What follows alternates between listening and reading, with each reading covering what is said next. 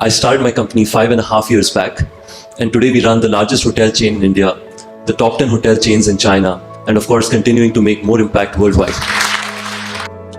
In my short experience, I learned one very important thing. Life presents you with two opportunities or two options at all points of times, not four, A, B, C, D, like Kaun Baneya Crorepati, just two. Either a risk or, on the other hand, regret. I have learned always that whenever life presents you with either of these opportunities, taking a risk is always better than regretting not taking that risk many years from now. You know, all of us are in our 20s. All of you are in your early 20s, which means that you have very limited liabilities in life. You don't have a husband or a wife waiting for you back home. You don't have kids whom you have to leave for school. Nowadays, admissions are hard in schools. I can tell you that by my colleagues. You don't have any of those pains. All you have is the ability to dream and go out and make an impact. So next few years, you'd see some of your friends getting better CTCs, but if you really enjoy doing something else, it's okay to let that be and not be the top CTC candidate.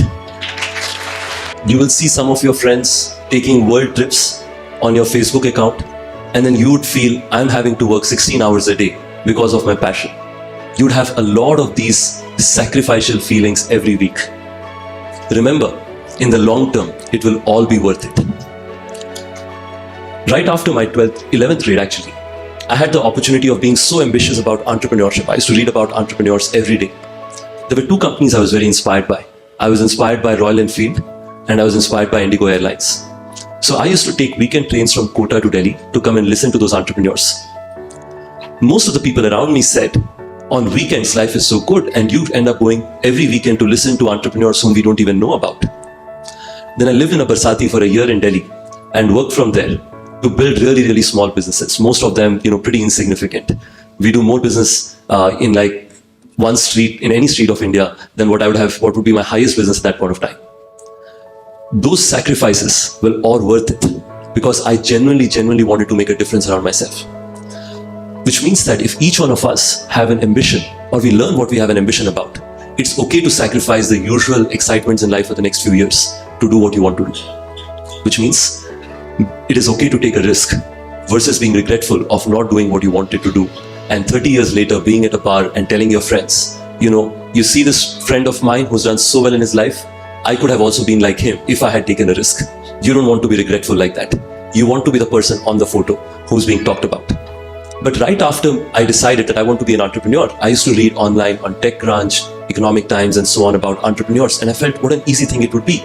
You just choose a good idea, and if you're intelligent enough, it should just become successful.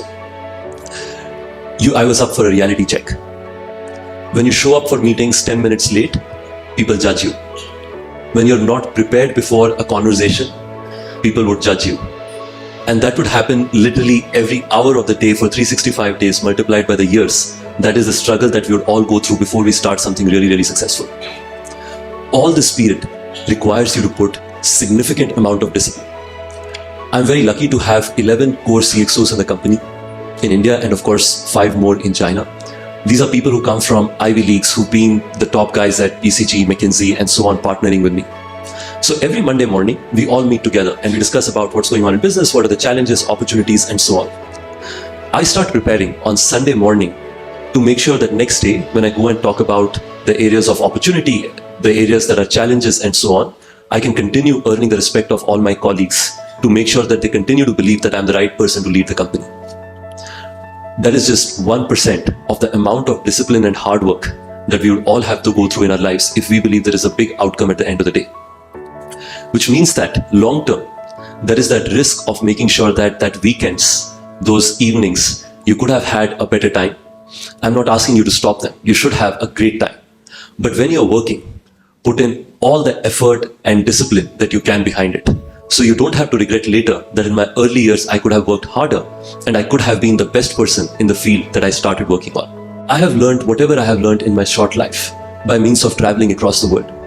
I was born and brought up in the Odisha-Andhra Pradesh border in a place where 80% population is below poverty line. So for me, that was all the place that I knew about. The first time I came to Kota, I felt that the world was much broader. When I came to Delhi, the world became even larger. And then for 3 months, every day I stayed in a new bed and breakfast, new hotel, and so on. Which got me thinking that this is so exciting. World over, every hotel chain is 100 rooms or larger. 100 कमरे के hotel chains होते हैं, उससे बड़े होते हैं. But worldwide, 95% of the hotels are 100 rooms or smaller. So I felt, why is nobody opening a hotel chain which is 100 rooms and smaller? Because there's so many of them. Then I felt there could be either of two reasons. One, this is an idea that so many people have tried and failed, and I'm probably the 1000th guy doing it.